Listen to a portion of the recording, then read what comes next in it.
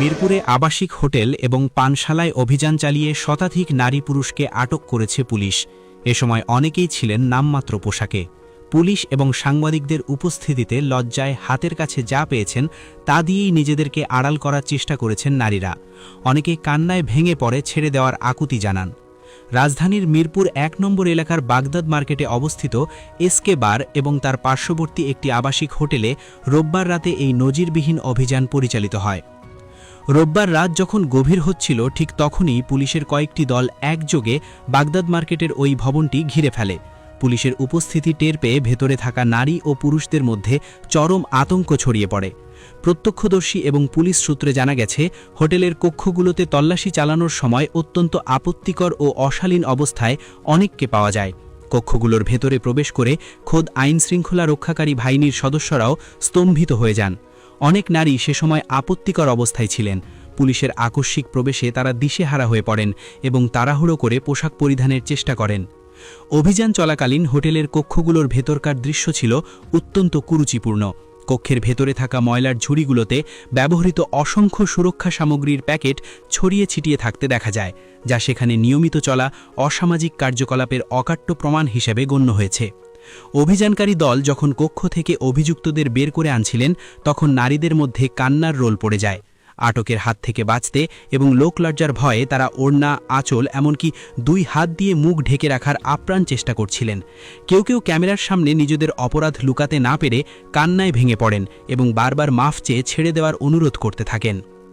গোপন সংবাদের ভিত্তিতে ঢাকা মহানগর পুলিশের মিরপুর বিভাগের একটি শক্তিশালী দল এই অভিযানে অংশ নেয়। স্থানীয়দের দীর্ঘদিনের অভিযোগ ছিল, এই নির্দিষ্ট হোটেল এবং পানশালাটিকে কেন্দ্র করে এলাকায় অসামাজিক ও অনৈতিক কর্মকাণ্ডের একটি আখড়া গড়ে উঠেছে। জনসাধারণের এই অভিযোগের সত্যতা যাচাই করতেই পুলিশ এই ঝটিকা অভিযানের পরিকল্পনা করে। ঢাকা মহানগর পুলিশের মিরপুর বিভাগের উপকমিশনার এস.এ.এম. ফজল ইখুদা এই অভিযানের বিষয়ে সাংবাদিকদের বিস্তারিত তথ্য জানিয়েছেন। তিনি নিশ্চিত করেছেন, মিরপুর বিভাগের বেশ কয়েকটি থানার পুলিশ সদস্যদের নিয়ে একটি যৌথ দল এই বিশেষ অভিযানে অংশ নেয়। আটককৃত নারী ও পুরুষের সঠিক সংখ্যা এখনও চূড়ান্ত না হলেও তা 100-র বেশি বলেই প্রাথমিকভাবে ধারণা করা হচ্ছে। পুলিশের এই শীর্ষ কর্মকর্তা আরও জানান, দীর্ঘদিন ধরেই সাধারণ মানুষ এই এলাকায় পানশালার আড়ালে চলা অনৈতিক ব্যবসা নিয়ে অতিষ্ঠ ছিলেন। অভিযান শেষে আটককৃতদের বিশাল বহর পুলিশের গাড়িতে করে প্রথমে মিরপুর মডেল থানায় নিয়ে আসা হয়। সেখানে প্রাথমিক জিজ্ঞাসাবাদ ও যাচাই বাছাই শেষে পরবর্তী আইনি ব্যবস্থা গ্রহণের জন্য তাদের শাহ আলী থানায় হস্তান্তর করা হয়েছে। পুলিশ জানিয়েছে, আটককৃতদের বিরুদ্ধে প্রচলিত আইন অনুযায়ী মামলা দায়েরের প্রস্তুতি চলছে এবং যারা এই অবৈধ ব্যবসার মূল কারিগর তাদেরকে খুঁজে বের করার কাজ শুরু করা হয়েছে।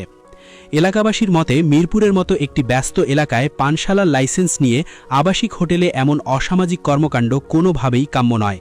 এই অভিযানের মাধ্যমে জনমনের স্বস্তি ফিরবে বলে তারা আশা প্রকাশ করেন।